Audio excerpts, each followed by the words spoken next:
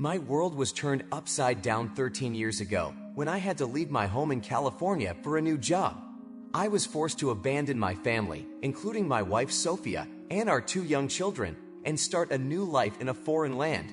The pain of separation was compounded by the Great Recession, which ravaged our family business and left us bankrupt.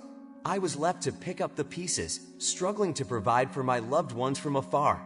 Despite the distance, I worked tirelessly to rebuild our fortunes, eventually finding success. But my joy was short-lived, as I soon realized that my wife had no intention of joining me. Instead, she chose to stay in California, citing concerns about leaving my mom alone.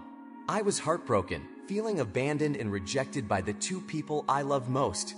To make matters worse, my mom shockingly sided with my wife, leaving me feeling betrayed and alone. I was forced to make the difficult decision to cut them off financially, a choice that weighed heavily on my heart. Back then, my kids were about 10 and 8 years old. Now they're grown up, 23 and 21, and they've moved out to live in Houston, which is a big city and they're doing their own thing. Also, around the time I moved, something really big happened in our country. It's called the Great Recession. It was a time when lots of people lost their jobs and money because there was a big problem in the economy that started with something called the housing bubble.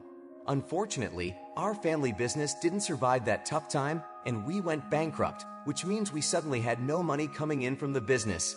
So that's a bit about what's been happening with me. It's a lot, right? And now, with my wife not wanting to live together and not explaining why, it's really hard to deal with. After my dad passed away, I had to take over running his construction business. This was a huge responsibility to take on. Not only was I dealing with the business, but I also had to take care of my mom, my wife Sophia, and our kids who were still in school. It was over